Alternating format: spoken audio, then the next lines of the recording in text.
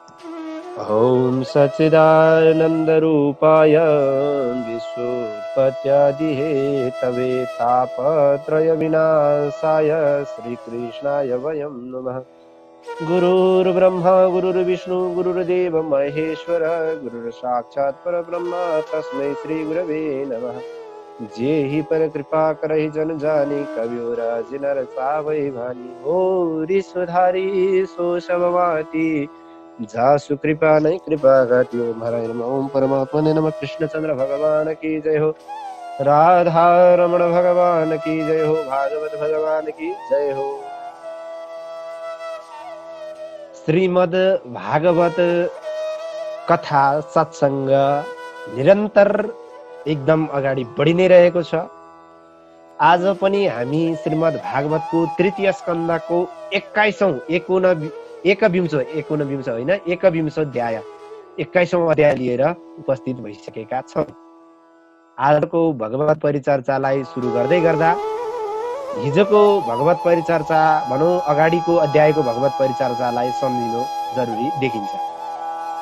अगाडिको भगवत परिचर्चामा भगवानका सृष्टि प्रकरणहरू पृथ्वी पाइसकेपछि स्वयंभुव मनुहरू आदिले चाहिँ सृष्टि गर्नको लागि कसरी सृष्टि गर्नुभयो, के का सृष्टि भए हैन भन्ने कुरामा चाहिँ ब्रह्माजीले चाहिँ अनेक सृष्टि गर्नुभएको र ब्रह्माजीले किन 4-5 चोटि चाहिँ आफ्नो शरीरलाई त्याग्नुभयो त्यसको रिजन के हो हैन, त्यसको वैज्ञानिक पक्ष के हो त्यो हामीले केलाइसकेका छौँ।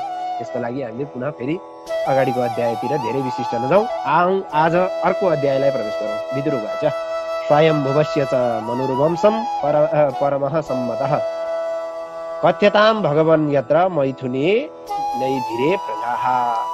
के भन्नुहुन्छ भन्दा हे मैत्रेयजी, सज्जनहरूले आदर गरेका स्वयंभुव मनुको वंशको विषयमा पनि जुन चर्चा परिचर्चा छ, जुन कथा छ त्यो हामीलाई भन्नुहोस्। र स्त्री र पुरुषको संयोगबाट कसरी प्रजाहरू अगाडि बढे त, कसकोबाट चाहिँ सुरु भएको हो भन्दाखेरि प्रियवतोत्तान पादौ श्रुतौ स्वयंभुवस्य वै यथा धर्मं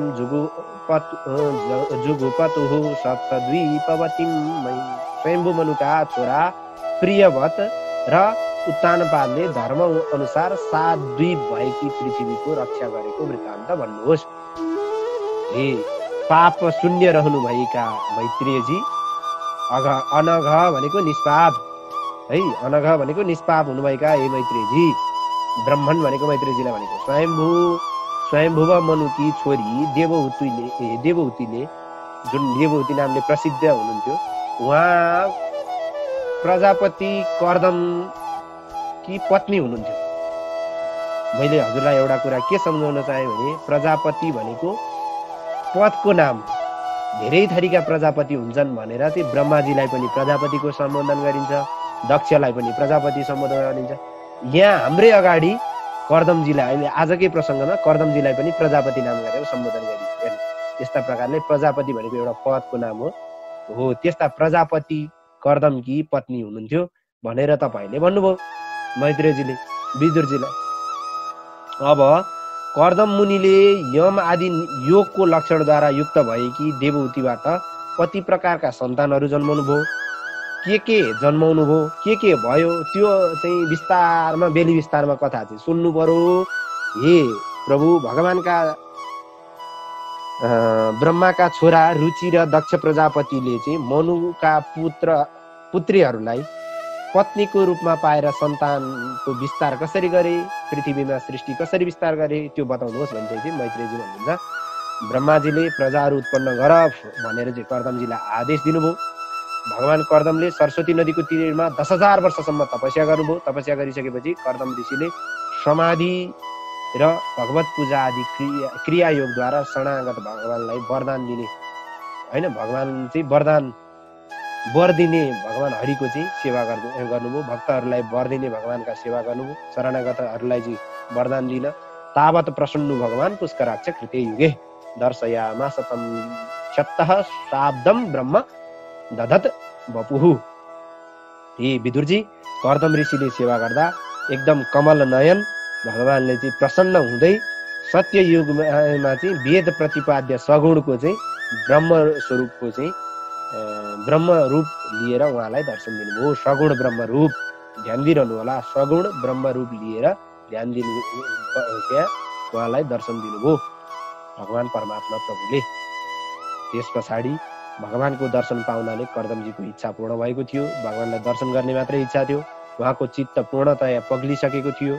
निर्मल सूर्यको जस्तो कान्ति हुनुभएका, सेतो कमलको फुलको माला लगाउनुभएका, काला स्निग्ध घुङ्रिएका केश समूहहरू भएको, निलो मुखमण्डल भएको, अत्यन्त शोभित हुनुभएका, निर्मल वस्त्र धारण गर्नुभएका, मुकुट कुण्डल शङ्ख चक्र गदा धारण गर्नुभएका, हातमा सेतो कमल रूपी खेलौना लिनुभएका, मनलाई आनन्दित बनाउने गरी मुस्कुराउने हुने, गरुडको काँधमा आफ्नो चरण चिन्ह राख्नुभएका, वक्षस्थलमा चाहिँ भगवती लक्ष्मीलाई लिनुभएका, घाँटीमा कौस्तुभवर्णी लगाउनुभएका, आकाशमा रहनुहुने भगवान विष्णुलाई कर्दमजीले पृथ्वीमा शिर राखेर चाहिँ दण्डवत गर्नुभयो। प्रणाम गरेर चाहिँ मधुर वाणीद्वारा चाहिँ स्तुति गर्न लाग्नुभयो।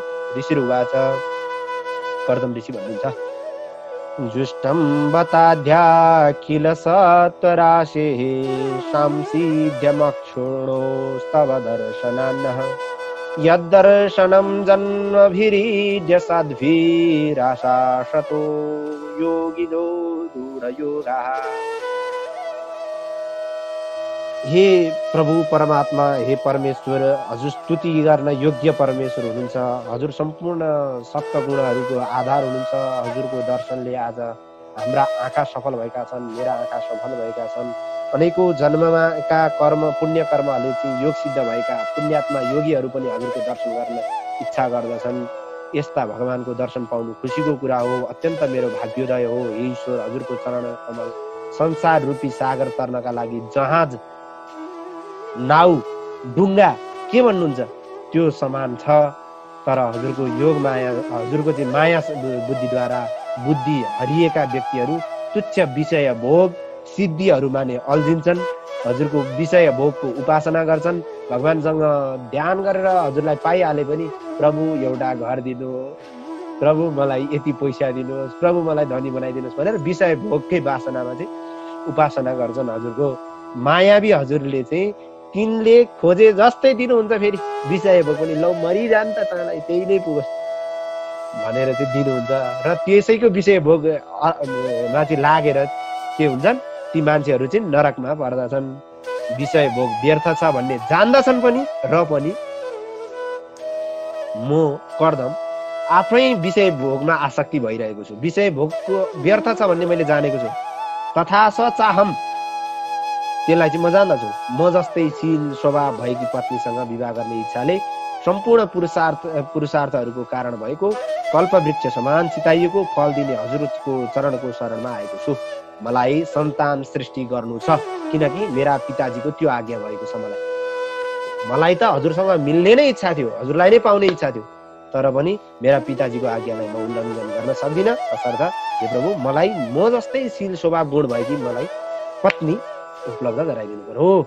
हे विशुद्ध धर्मात्मा प्रभु, हजुर प्रजापालक हुनुहुन्छ। नाना प्रकारको कामनामा चाहिँ फसेका जीवहरूको पनि वेद रूपी के भन्छ बाँडीहरू दाम्लोद्वारा बाँडिएको छ। र पनि म पनि हजुर जस्तै कामनामा फसेको ती प्राणी जस्तै हजुरले जस्तै कामनाबाट टाढा बनाउनको लागि भनौँ, हजुर यस्तो कामनामा फसेकालाई पनि निकाल्न सक्ने योग्य पुरुष हुनुहुन्छ। हजुरलाई खुसी पार्न कस्तो पूजाका सामग्रीहरू अर्पण गरौँ? यी कामनाका पूजा सामग्री नै हजुरलाई अर्पण गर्दछु। मेरो कामना चाहिँ सिद्धियोस्, तर मलाई पत्नी चाहिँ दिनु पर्यो। मलाई चाहिँ सधैँ हजुरको भक्ति लागिरहोस्, भक्ति टुटोस्, जसले विषय आसक्तमा मानिसहरूलाई र त्यसको पछि लाग्ने अज्ञानीहरूलाई चटक्क छाडेर हजुरको चरण रूपी छाताको आश्रय लिन्छ भने त्यस्ता व्यक्तिहरू परम्परामा हजुरको गुण कथा अमृत नै त्यो विषय रूपी भोग तिर्खा मेटाउने एउटै मात्र खुराक खजाना खाजा हो। तसर्थ मलाई त्योबाट टाढा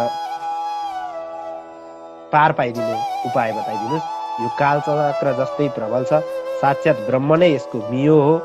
अधिक मास सहित 13 महिनामा यसका अराहुन 360 दिन सन्धिस्थल हुन्, 6वटा ऋतु नेमी हुन्, क्षण पल आदि गरेका प्रत्येक प्रकारका ती वस्तुहरू पात्राकार के भन्छ त्यो छाना हुन्। अनि 3वटा जुन चतुर्मास्य रहेको छ आधारभूत जो नाभि छ त्यो हजुरको चाहिँ नाभि हो। त्यो चतुर् महिना चाहिँ जुन चातुर्मास्य छ त्यो चाहिँ हजुरको नाभि हो, आधारभूत नाभि हो। अत्यन्त तीव्र वेग भएको हजुरको संवत्सर रूपी कालचक्र जुन सम्पूर्ण जगतको चाहिँ आयु छेदन गर्नको लागि घुमिरहेको छ। यहाँ चाहिँ दृष्टान्त उपमाहरू धेरै प्रयोग गरिएको छ। तर पनि हजुरले भक्तहरूका आयुलाई भने कहिले पनि हरण गर्नुहुने छैन, कहिले पनि क्षण हुन दिनुहुने छैन। यो संसार रूपी चक्रको हरेक योहरू चाहिँ होइन, ब्रह्म नै यसको मियो, अधिक मास सहित चाहिँ 13 महिना यसको अरा, संसार रूपी चक्रको क्या अरा 360 चाहिँ सन्धि स्थल आदि गरेको चाहिँ यहाँ वर्णन गरिएको छ। हे भगवान, हे अद्वितीय, आफू अद्वितीय र भएर पनि संसारको सृष्टि गर्ने इच्छाले चाहिँ योग मायाको शक्तिद्वारा आफैमा माकुराले जालो बुने जस्तै संसारको सृष्टि गर्नुहुन्छ।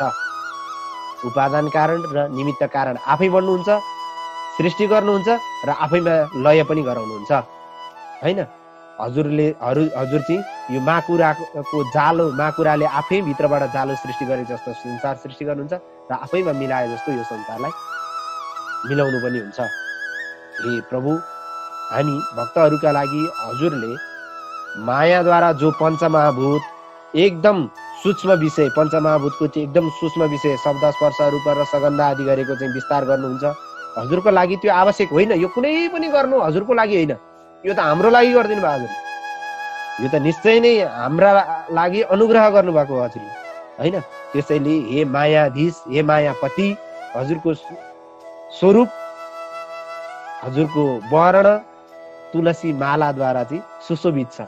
कण्ठमा चाहिँ तुलसी माला हजुरको रहेको छ, त्यसरी सुशोभित हुनुभएको छ।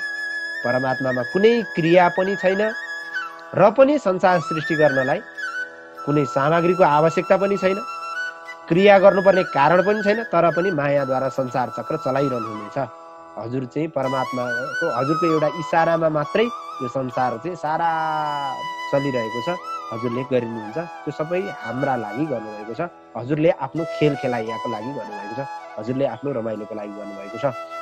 त्यस्ता प्रभु हजुरलाई चाहिँ म बारम्बार नमस्कार गर्दछु भनेर चाहिँ एकदम भगवानको सगुण साकार भए पनि निर्गुण निराकारसम्मको चिन्तनलाई चाहिँ ध्यान गर्नुभएको छ, स्तुति गर्नुभएको छ। यसरी निष्कपट भावद्वारा चाहिँ भगवान स्तुति गरिरहनुभएका भगवान गरुडमा विराजमान हुनुभएका, प्रेमले युक्त हुनुभएका, मन्द मुस्कुरान छोड्नुभएका, आँखी भाव चञ्चल आँखी भाव बनाउनु भएका भगवान विष्णुले अमृतमय वाणीले चाहिँ कर्दम ऋषिलाई भन्नुभयो, विदित्वा तव चैत्यं मे पुरैव समयो जितद यदर्थमात्मनियमेस्त्वयैवाहं समर्चितः।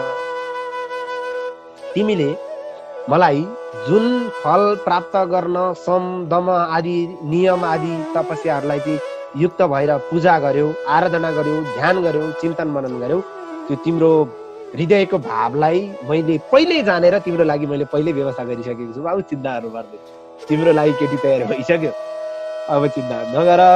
ममा निरन्तर चित्त लगाउने तिमीले मेरो आराधना कहिल्यै निष्फल हुने छैन। जो व्यक्तिले ममा निरन्तर चित्त लगाउँछ भने उसको कहिले पनि त्यो उसको चित्त भनौँ, उसको चाहिँ त्यो तपस्या भनौँ खेर जाने छैन। सदाचारले चाहिँ युक्त भएका ब्रह्माजीका छोरा सम्राट मनुले ब्रह्मवर्तमा चाहिँ बस्दै 7 समुद्रवाला पृथ्वीको चाहिँ शासन गर्दछन् हो।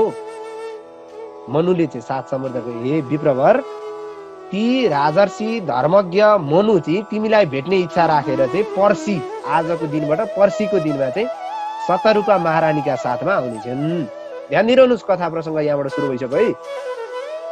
एकदम सदाचारले युक्त भगवानमा ध्यान गर्ने ब्रह्माजीका छोरा जो मनु छन्, ब्रह्मावर्तमा चाहिँ बस्दछन्। उनको बस्ने ठाउँको नाम हो ब्रह्मावर्त। त्यहाँ बसेर यो पृथ्वीको भोग गर्दछन्।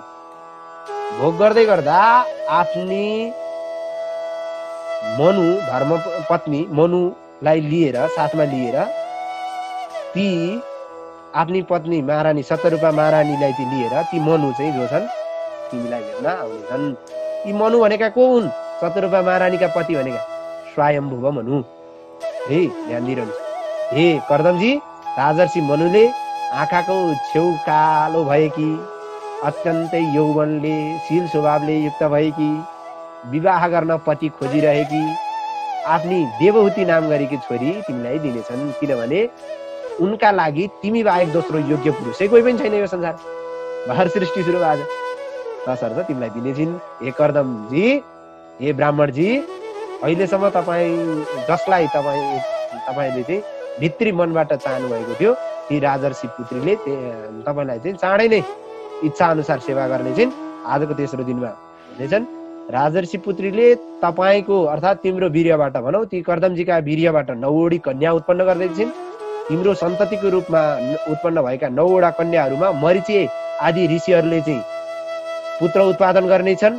ती 9 कन्या चाहिँ मरिची आदि पहिल्यै भविष्यवाणी भइसक्यो है। यहाँ काम कुरो भएको छैन, केही पनि भविष्यवाणी मात्रै हो, यो काम कुरो पछि हुन्छ। अनि ती 9 कन्याको चाहिँ मरिची आदि गरेका 9 पुत्र ब्रह्माजीका पुत्रहरूसँग विवाह हुनेछ। तिमी मेरो आज्ञा राम्ररी पालन गरेर चित्त शुद्ध भएर चाहिँ अगाडि बढ। सम्पूर्ण क्रियाको फल ममा अर्पण गरिसकेपछि, तिमीले ममा सर्वस्व अर्पण गरिसकेपछि तिमीले चाहिँ मलाई पनि त्यहाँ पाउनेछौ, अर्थात् तिमीले मलाई त्यहाँ भेट्नेछौ भनिसकेपछि आफूलाई पनि तिम्रै अंशमा तिमीले भेट्नेछौ मलाई त्यति बेला भन्ने चाहिँ वरदान दिनुभयो। सम्पूर्ण जीवहरूमा चाहिँ दया गरेर एवं अभय दिएर आत्मज्ञान भएपछि तिमीले आफूलाई संसारबाट एकैचोटि ममा नै अर्पित गर्नेछौ, ममा देख्नेछौ, मलाई नै सर्वत्र देख्नेछौ। हे महामुनि, म आफ्नो कलाले सहित भएर तिम्रो वीर्यबाट देवहूतिको गर्भमा जन्म लिएर साङ्ख्य योगको रचना गरेर साङ्ख्य योगको विस्तार गर्नेछु। तिम्रै वीर्यबाट आउनेछु। साङ्ख्य तत्त्वको चाहिँ विस्तार हुनेछ मबाट त्यति बेला, होइन। 25 तत्त्वको ज्ञान नभइकन मोक्ष हुँदैन, जुन साङ्ख्य योगको वर्णन छ त्यो 25 तत्त्वको चाहिँ बेली विस्तार म गर्नेछु भनेर चाहिँ वरदान कर्दमजीलाई दिनुभयो। मैत्रेय उवाच, मैत्रेयजी भन्नुहुन्छ, अन्तर्मुख हृदय हुनुभएका भगवानले चाहिँ यसरी कर्दम ऋषिलाई चाहिँ भन्नुभयो। सरस्वती नदीमा चाहिँ घेरिएर बिन्दु सरोवर तीर्थबाट चाहिँ भगवान आफ्नो धाममा पाल्नुभयो। कर्दमजी हेर्दा हेर्दै सिद्धेश्वरहरूद्वारा चाहिँ स्तुति गरिरहनुभएका भगवान हरि पञ्चीराज गरुडको पाखद्वारा चाहिँ उच्चारण गरिएका वेदका ध्वनिहरू सुन्दै जानुभयो। भगवान जानुभइसकेपछि ऐश्वर्यशाली कर्दम मुनि चाहिँ एकदम त्यो पर्सीको प्रतीक्षा कहिले आउलान् त, अब मनु चाहिँ स्वयम्भू मनु चाहिँ कन्या लिएर कहिले आउलान् भनेर कुरेर बसिरहनु भएको थियो। बिन्दु सरोवरमा चाहिँ बस्नुभयो। उहाँको बसाइ बिन्दु सरोवरमा थियो, सरस्वती नदीको किनारमा। आफ्नी पत्नी सहित स्वयम्भू मनु चाहिँ सुनका गहनाले सजाउ भएको रथमा चढेर आफ्नी छोरीलाई चाहिँ राखेर पृथ्वीमा घुम्दै एकदम हरिले बताउनु भएका दिनमा शान्ति परायण कर्दम ऋषिको आश्रममा आइपुग्नुभयो। कर्दम ऋषिको आश्रममा आइसकेपछि सरस्वती नदीको जलले भरिपूर्ण भएको त्यो बिन्दु सरोवर थियो, जहाँ शरणागत भक्त कर्दमका लागि करुणाले वशीभूत हुनुभएका सर्वव्यापक भगवानका आँखाबाट आँसुका थोपाहरू खसेका थिए। त्यो तीर्थ ज्यादै पवित्र छ, त्यो बिन्दु सरोवर ज्यादै नै अत्यन्तै पवित्र छ। त्यहाँको जल कल्याणमय, एकदम अमृत समात मधुर पनि छ। सधैँ ऋषिहरूबाट चाहिँ त्यसको सेवा गर्दछन्। त्यो ठाउँको पनि महत्त्व यहाँ बताइएको छ। त्यसै गरी समयमा चाहिँ बिन्दु सरोवरमा चाहिँ पवित्र वृक्षहरू लहराहरूद्वारा घेरिएको थियो। त्यो बिन्दु सरोवर कस्तो छ भनेर वर्णन हुँदैछ।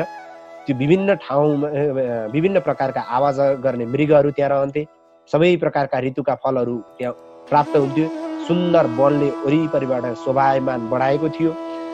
त्यो तलाउमा चाहिँ मत्त भएका चराका समूहहरू गुन्जामान थिए।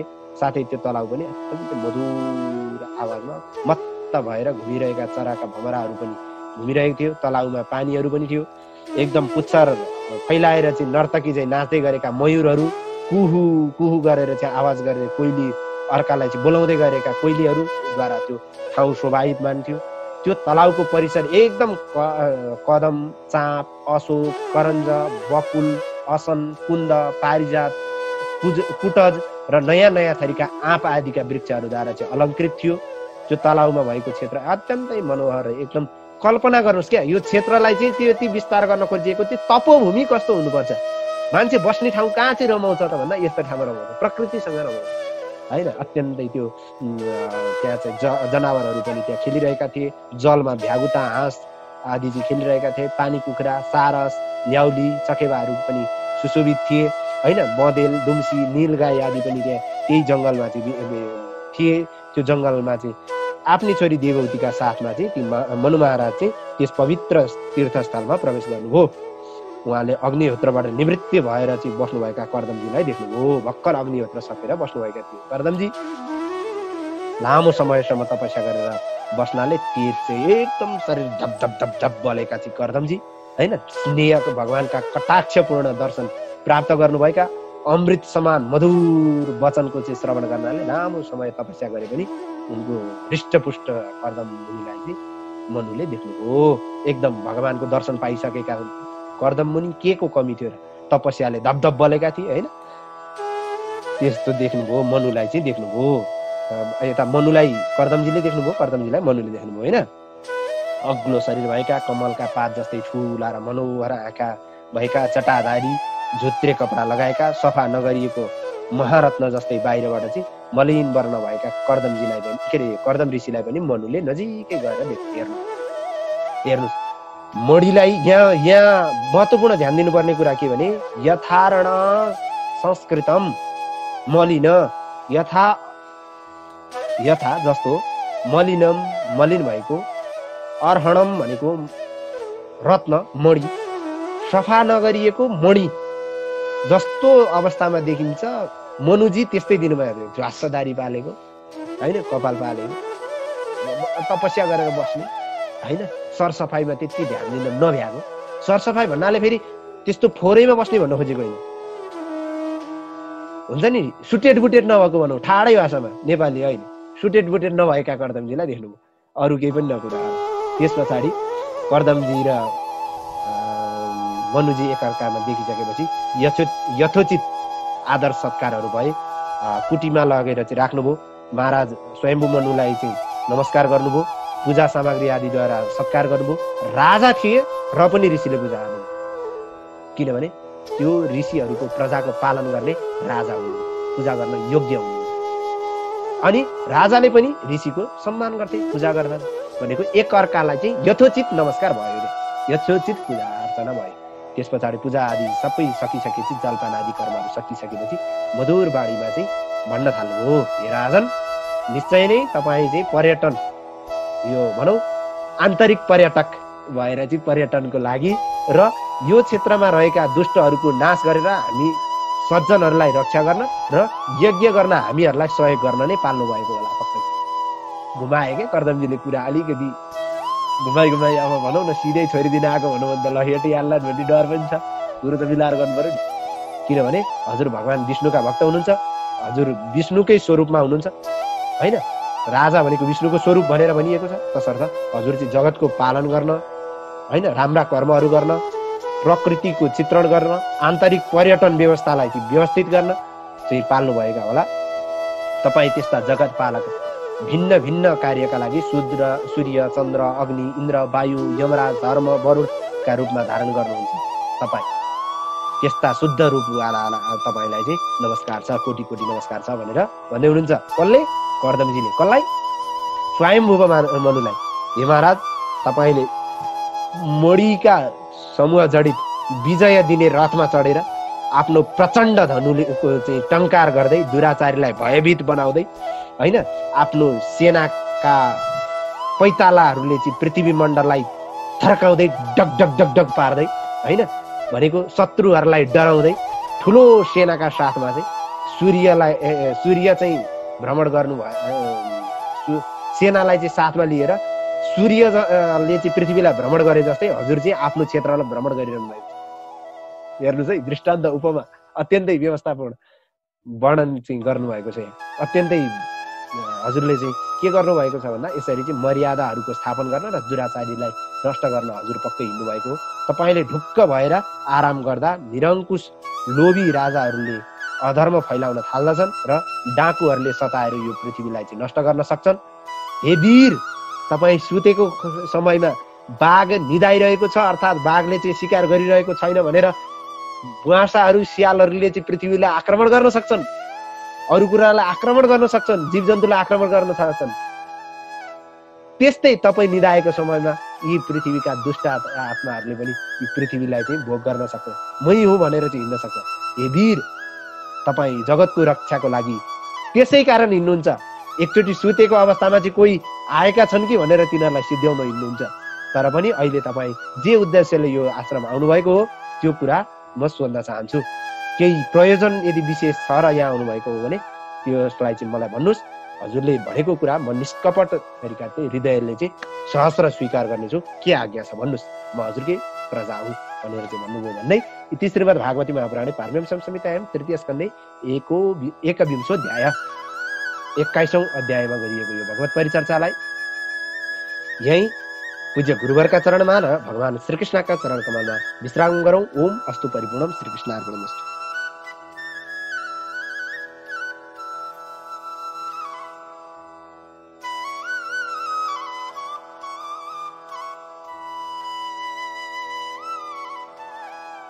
यस्तै भिडियोहरूको लागि हाम्रो च्यानललाई सब्स्क्राइब गर्नुहोस् र फर्स्टमा भिडियो हेर्नको लागि बेल आइकनलाई अन गर्नुहोस्।